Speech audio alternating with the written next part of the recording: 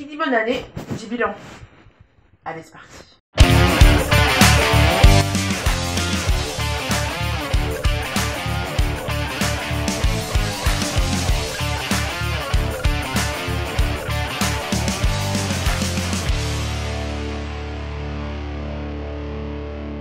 Bon, alors tout d'abord, je vais m'excuser. Je sais que vous attendiez ma vidéo mercredi. J'ai pas pu la publier tout simplement parce que j'avais besoin de temps pour préparer la suite. Donc voilà, j'ai pas pu publier mercredi. Je vous expliquerai dans cette vidéo plus tard pourquoi. Et voilà, tout simplement. Désolée. Pour résumer, 2017 n'a pas été une année super géniale pour moi. Il faut être honnête. J'ai connu beaucoup d'échecs et beaucoup de petits chagrins. Et comme je suis loin d'être la seule, je me suis dit que ce serait peut-être pas mal de se faire un petit bilan ensemble et de chercher des solutions pour que 2018 s'améliore et pour qu'on ait une super année 2018. Ça vous dit? C'est parti. Alors, j'espère que beaucoup d'entre vous le savent, mais c'est peut-être pas le cas. Donc, je préfère le préciser parce que c'est vrai que YouTube a cet avantage de nous adresser à un très grand nombre. Mais en fait, il y a 5 ans, j'ai créé un magazine qui s'appelle Curvista et qui est sorti en papier il y a 2 ans maintenant. Et voilà. Et ce magazine a eu un succès correct. Hein. Mon seul problème, c'était que le succès que le magazine connaissait n'était pas suffisamment grand pour me permettre de vivre du magazine. Et au bout de 5 ans, les économies s'amenuisent ainsi que mon enthousiasme en fait et ma détermination. Créer un magazine en fait c'est pas juste écrire des articles et faire quelques photos, ça demande énormément d'investissement financier, ne serait-ce que pour payer les photographes, les studios, les maquilleurs, les coiffeurs, les mannequins. Voilà, le papier, l'impression, c'est énormément d'investissement. Au bout d'un moment, j'en ai eu marre en fait de financer tout ça. C'est même pas que j'en ai eu marre en fait, c'est que je me suis dit, mais c'est quand ça s'arrête? À quel moment je vais arrêter de financer cette activité et à quel moment je vais pouvoir en vivre en fait, tout simplement, parce que bah, je suis comme vous, moi j'ai besoin de manger. Et à un moment donné, les retours que j'avais par rapport à mon activité n'étaient pas suffisants pour que je puisse vivre, tout simplement. Donc j'ai dû prendre une décision très difficile. J'ai dû prendre la décision de faire une pause. Parce que c'est pas un arrêt, parce que j'ai pas lâché à faire. Je sais que je vais continuer et tout. Euh, mais j'ai eu besoin de faire une pause en fait. Pour diverses raisons en fait. Il faut savoir aussi qu'un magazine ça se fait pas tout seul et on est un peu dépendant du bon vouloir dans la mesure où je pouvais pas payer tout le monde, donc j'étais un peu dépendant du bon vouloir de chacun. Il faut l'admettre, j'en ai eu un peu ras-le-bol de courir après les gens, de me démener pour essayer de mettre bien un projet. Euh, et le pire c'est que je me démenais comme une folle et quand je sortais mon projet en fait il y avait toujours des lecteurs ou même pas des lecteurs d'ailleurs. La plupart du temps, c'était des gens qui ne nous lisaient même pas, qui nous suivaient même pas, mais qui regardaient de loin ce qu'on faisait et qui se permettaient de critiquer. Genre, ouais, ça prend trop de temps. Ouais, il y a trop de couleurs. Ouais, attends, vas-y, fais un magazine, après on en parle, quoi. Et oui, en fait, j'en ai eu marre. L'aspect négatif avait pris le pas sur les aspects positifs de mon métier, de ce que je faisais, de mon projet. Et j'en ai eu un peu marre, donc j'ai décidé de faire un break et de lancer une chaîne YouTube pour pouvoir continuer à vous parler de ma passion qui est la mode grande taille, le maquillage, mais aussi tout ce qui est cuisine et tout ce qui est billets d'humeur et faire avec vous des petites pastilles humoristiques. Donc voilà, j'ai eu envie de faire ça. Je me suis lancée. Maintenant, ça n'a pas été sans heures. Ça a été une année assez compliquée. Finalement, j'ai réussi à la traverser, j'ai réussi à traverser ces épreuves, mais ça n'a pas été facile et je me doute bien que je suis pas la seule à rencontrer des obstacles. Et je me doute bien qu'il y a plein de gens qui galèrent, il faut bien le dire, qui galèrent un peu. Et je trouve ça pas mal en fait de me dire, je pense que c'est pas mal à un moment donné de se poser, d'arrêter de sourire pour les photos et de dire, attendez là, stop, là, moi j'ai besoin de faire un break. Là, j'ai besoin de, ça, voilà, ça suffit. Et le pire, c'est que quand j'ai annoncé que je faisais une pause, et que Curvista faisait une pause, je me suis fait défoncer encore, quoi. Franchement, si je m'avais été écoutée, j'aurais tout arrêté. J'aurais tout arrêté, j'aurais fait autre chose. Mais les encouragements de mes proches, de ceux qui me suivent, de ceux qui lisent Carvista et qui ont envie de me soutenir et de m'aider à passer le cap, ça m'a beaucoup aidé et ça m'a permis de sortir cette idée de ma tête. Mais c'est vrai que, a priori, j'avais envie de tout arrêter. Et je suis contente de ne pas l'avoir fait parce que je m'en serais mordu les doigts. Donc voilà, cette année n'a pas été super géniale. Vraiment, il faut vraiment admettre que cette année a été vraiment merdique pour moi. Enfin, pas vraiment merdique parce qu'il y a eu pire, hein. 2016 c'était encore pire. Mais 2017, j'ai bien ramé quand même. J'en ai bien chié. Hein, et j'ai ramé en fait jusqu'à ce que je prenne conscience de l'une de mes citations préférées de Nelson Mandela qui est: je ne perds jamais, ou je gagne, ou j'apprends.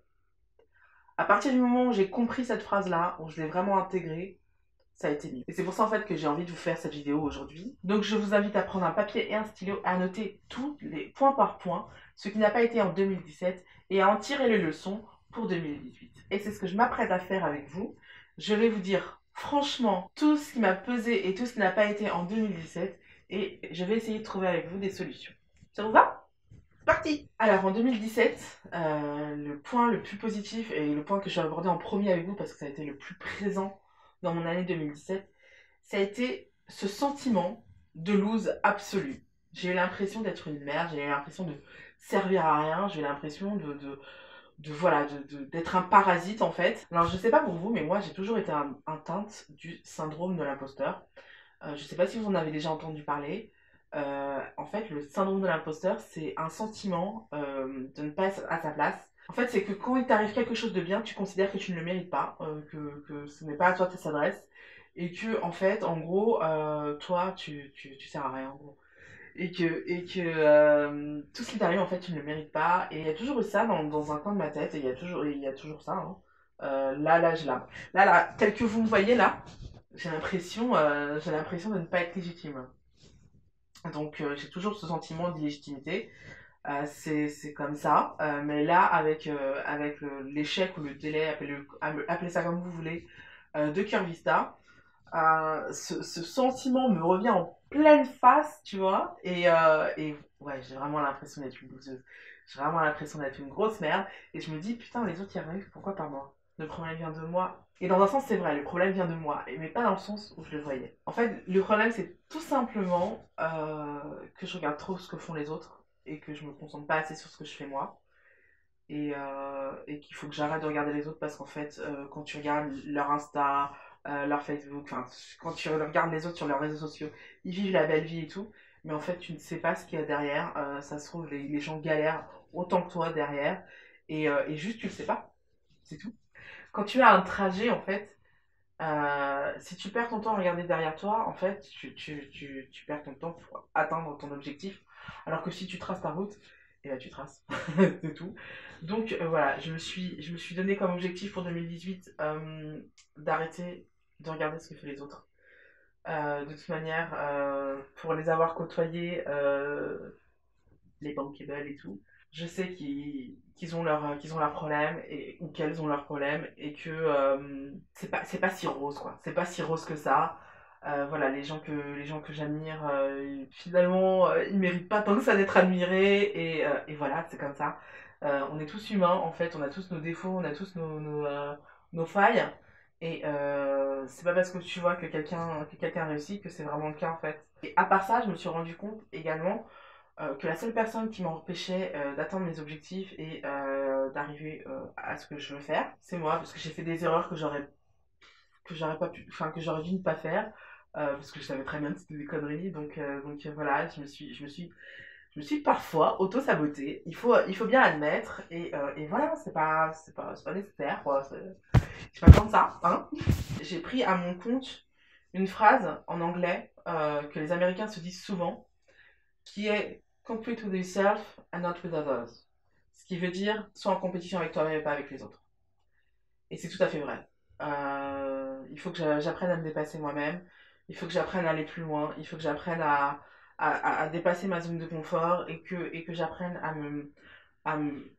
à m'ouvrir aux gens et à montrer ce que je sais faire. On s'en fout en fait des autres.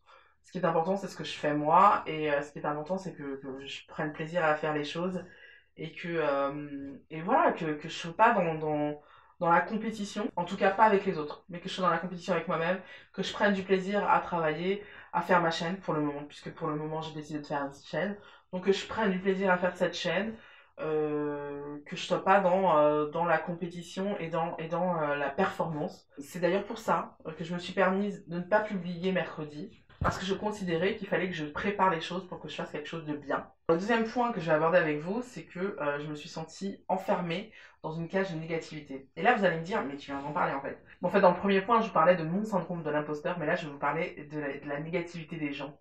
D'un côté, il y a ceux qui t'envoient de la négativité, mais ouvertement. De la négativité pour être négatif, et en étant sciemment négatif, parce qu'ils ont décidé. Il y a des fois, même si le mécontentement des autres est compréhensible, des fois la réponse est disproportionnée et tu comprends pas. Et puis d'un autre côté, il y a la négativité que t'envoient les gens sans le vouloir.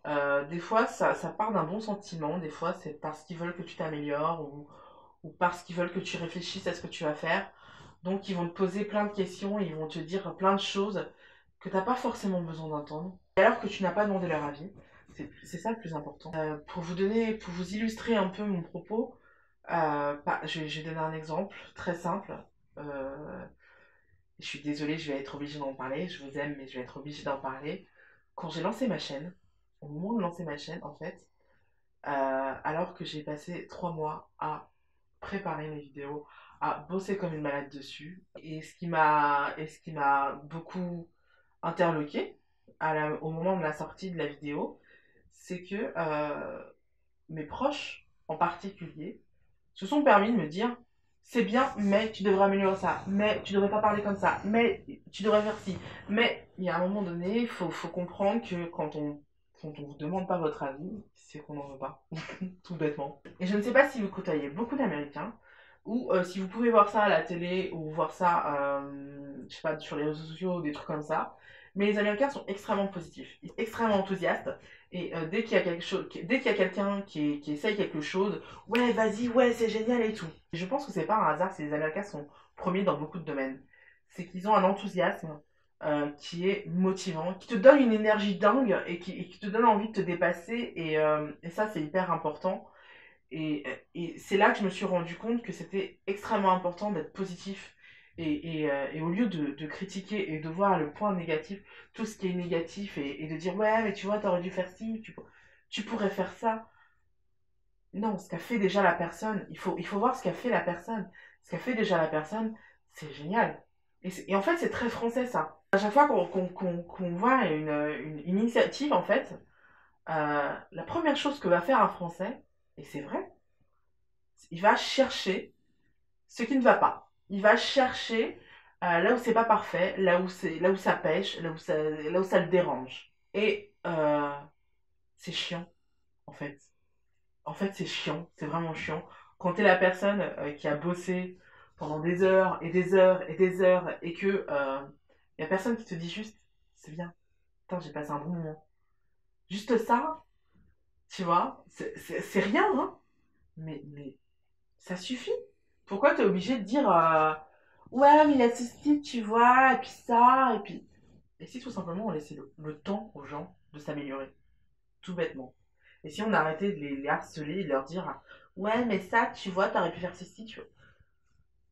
Ça n'a pas été fait, ça a été fait de manière différente. Est-ce que c'est grave? Est-ce que ça t'empêche vraiment d'apprécier ce qui a été fait? Je ne pense pas. Ça fait du bien d'en parler. Beaucoup m'ont dit qu'en fait, ils ont réagi comme ça pour m'aider à m'améliorer. Et ils m'ont fait cette phrase-là. Si moi je te dis pas, qui va te le dire? Est-ce que vous voyez venir? Je suis sur YouTube, chérie. S'il y a des gens qui n'aiment pas ma vidéo, t'inquiète pas qu'ils vont me le dire, je vais le savoir tout de suite. Et plus j'aurai des gens qui me suivront, plus j'aurai des gens qui vont me descendre. Toi, c'est pas ce que je te demande. Ce que je te demande, c'est de me soutenir, tout simplement. J'ai pas besoin que tu me dises ce que je fais bien. Ça, je sais ce que j'ai à faire. Je sais qu'il faut que je m'améliore. J'essaye de m'améliorer. Je travaille tous les jours pour pouvoir m'améliorer. Maintenant, j'ai encore beaucoup de choses à apprendre. C'est clair, c'est évident. Maintenant, toi, ce que je te demande, c'est de nous soutenir. C'est tout. Et je pense qu'il faut apprendre à dire ça à nos proches. Je pense qu'il faut apprendre à dire ça à ceux qui sont négatifs, qui critiquent tout le temps. Mais t'es hyper négatif. T'es hyper amer. Pourquoi? Ce que tu projettes là, ça m'ennuie. Enfin, ça nuit à mon bien-être. C'est-à-dire que les gens ne se rendent pas compte qu'à force de râler tout le temps, et tout le temps, et tout le temps, en permanence, ça influe sur nos vies, ça influe sur notre morale, ça influe sur notre enthousiasme. Et on devient triste, on en devient des personnes tristes à force d'entendre des gens qui se plaignent, qui critiquent en permanence. Je dis ça alors que jusqu'à récemment, j'étais la reine de la critique. Vraiment, je critiquais tout le monde, tout le temps. C'était vraiment mon sport préféré. Et maintenant, pour 2018, j'ai décidé d'arrêter ça et d'être beaucoup plus positive, d'être beaucoup plus enthousiaste. Dès qu'il y a quelqu'un qui commence quelque chose, dès qu'il y a quelque chose qui se crée, j'ai décidé d'être beaucoup plus vas-y, vas-y, lance-toi, vas-y et tout. Et si on me demande comment on peut améliorer les choses, je le dirai. Euh, mais si on me le demande pas, bah c'est pas mon taf, tout simplement. C'est pas ce qu'on me demande. Donc moi, ce qu'on me demande, c'est de soutenir, donc je vais soutenir. Parce que, en fait, je pense que c'est la meilleure des choses à faire dans la vie. Je vois pas à quoi ça sert de critiquer tout et tout le monde. Je pense que on a tous nos problèmes, on a tous des choses qui nous empêchent d'avancer. Et voilà, si j'avais pas eu des gens autour de moi cette année qui m'ont dit, mais arrête ce que tu fais, c'est super, lâche pas, continue, continue, continue, il faut que tu continues. Je me serais écroulée, franchement, je me serais écroulée. J'étais à deux doigts de m'écrouler, vraiment. Je l'ai pas montré, même mon copain ne le sait pas. Mais j'étais vraiment à deux doigts de m'écrouler. J'étais à deux doigts de. Voilà. Voilà. J'étais vraiment, vraiment pas bien. Et voilà, s'il n'y avait pas eu des gens pour me dire, mais vas-y, lève-toi, t'as autre chose à faire. T'as beaucoup de choses à apporter. Et bah, je me serais pas relevée, quoi. Et c'est ce qu'il faut comprendre, en fait. Même si la personne, elle a l'air forte, même si la personne, elle a du caractère, à un moment donné, trop, c'est trop. À un moment donné, tu peux pas, en permanence, te prendre des baffes dans la tronche sans brancher. Donc, une des résolutions que je vais prendre pour 2018, ça va être soit de dire aux gens, tu es négatif. Je ne veux pas que tu sois négatif comme ça. Je n'ai pas besoin de ça dans ma vie. Arrête d'être négatif comme ça. Soit, si les gens ne comprennent pas, je vais tout simplement couper les ponts. Et c'est une transition parfaite pour parler de mon troisième point. La troisième chose qui m'a affectée en 2017, c'est que j'ai beaucoup ouvert les yeux sur des gens qui étaient autour de moi et qui n'étaient pas des gens positifs, enfin qui n'étaient pas des gens qui m'apportaient quelque chose de positif, bien au contraire, c'était ce qu'on appelle des sensus, des gens qui étaient là pour prendre la lumière ou autre chose. Et j'ai appris à me séparer de ces gens-là. Et c'est compliqué. Ça a été difficile d'ouvrir les yeux, mais je me rends compte que je fais beaucoup mieux depuis que je l'ai fait. La troisième résolution que je vais faire en 2018, c'est d'apprendre à laisser partir les gens qui ne me méritent pas, en fait. C'est bête à dire, mais tout le monde ne le sait pas, une relation, c'est une question d'échange. Et quand tu donnes beaucoup de ton temps aux gens, et quand tu donnes beaucoup d'affection, enfin voilà, tu essayes d'aider les gens au mieux, tu essayes de faire en sorte qu'ils soient heureux, tu essayes de te mettre en quatre et tout, et tu te rends compte que derrière, il n'y a pas le même remerciement, qu'il n'y a pas la même. Qu'il n'y a pas de répondant en fait derrière. Et ben, il faut les laisser partir. Il faut laisser partir ces personnes-là parce que, de toute manière, quoi que tu fasses, ça n'ira pas. Le jour où tu as un petit coup de mou, ce qui m'est beaucoup arrivé en 2017, donc c'est peut-être pour ça que j'ai ouvert les yeux et que je m'en suis rendu compte, et ben ce jour-là, ils disparaissent. Ces jours-là, ces gens n'existent pas, ils sont pas là, ils n'auront jamais un petit mot pour toi, et un petit mot gentil du moins. Voilà, il faut savoir laisser partir ces gens. C'est triste à dire, mais c'est comme ça. Je peux pas être amie de tout le monde. Je sais pas qui disait ça, mais il y a un écrivain très célèbre qui disait que soit l'amitié est réciproque, soit elle n'est pas. À partir du moment où l'amitié n'est pas réciproque, il n'y a pas d'amitié, quoi.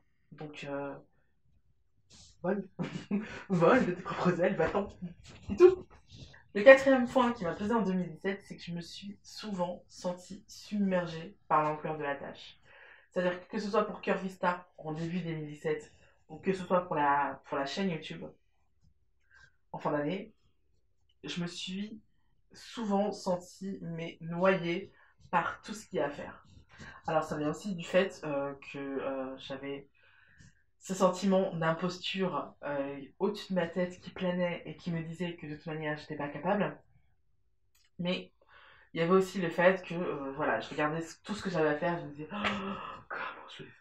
Dans une vidéo, et je vous mets le lien au-dessus de ma tête, je vous expliquais que j'avais un trouble de l'attention qui en fait faisait que j'étais totalement désorganisée et que j'avais du mal à savoir ce que je devais faire dans la journée, comment... Enfin, j'avais du mal à canaliser tout simplement. Et c'est un vrai problème pour moi. Et je me suis rendu compte en fait que la réponse était tout simplement l'organisation.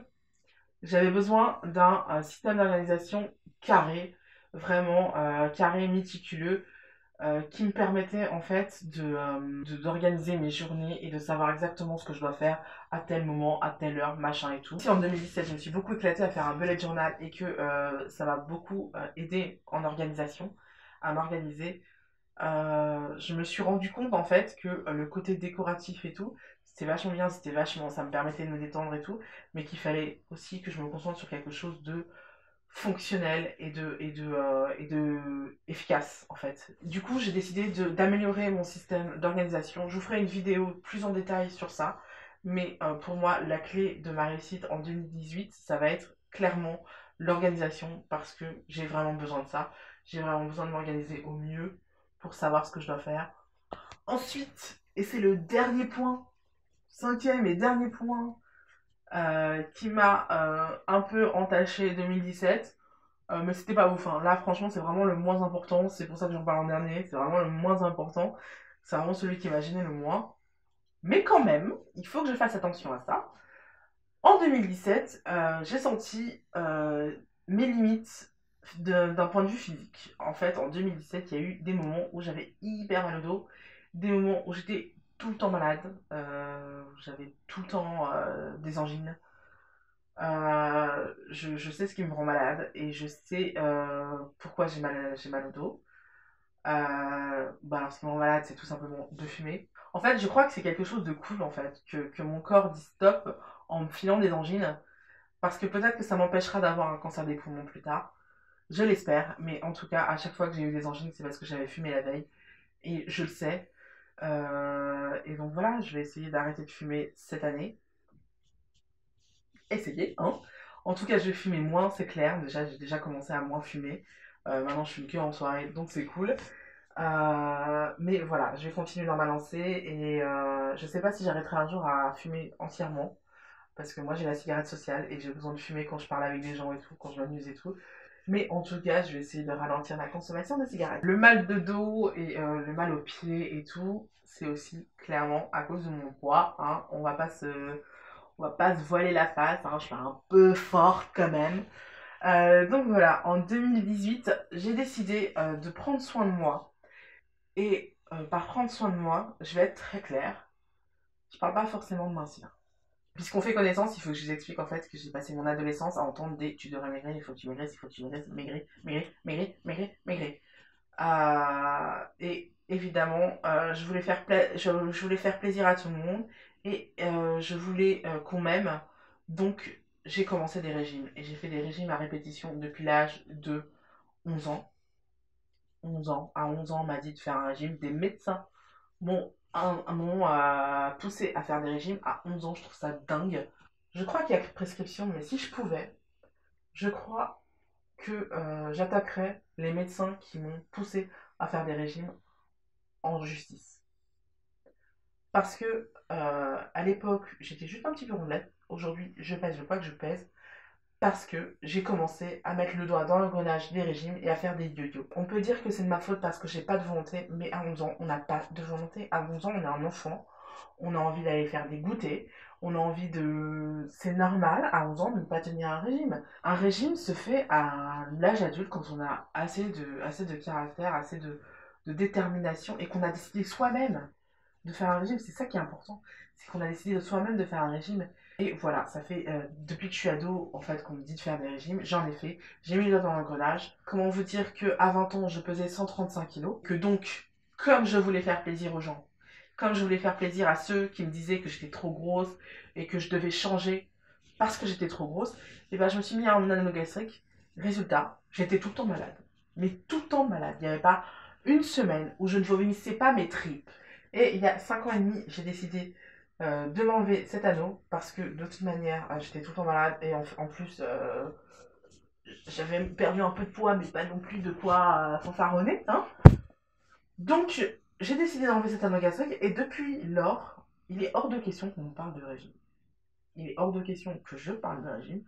Le régime, pour moi, le régime restrictif en tout cas, pour moi, c'est de la cochonnerie. C'est quelque chose qui bousille la santé. Ça m'a bousillé la santé. Alors, si vous, ça vous convient, grand bien vous fasse. Aucun problème. Maintenant, moi, le régime, c'est mort. C'est mort. En revanche, ce à quoi je crois, c'est à manger équilibré et à faire du sport. Ça marche. Il faut savoir que depuis un mois ou deux, j'ai adopté de nouvelles habitudes et je crois que ça se voit. Donc voilà, j'ai un peu minci et je suis assez contente de ça et je suis assez contente de moi. J'ai l'intention de continuer sur cette lancée. Mon objectif c'est pas d'être mince, mon objectif c'est pas de mincir, même si je suis contente d'avoir minci. C'est pas du tout de mincir.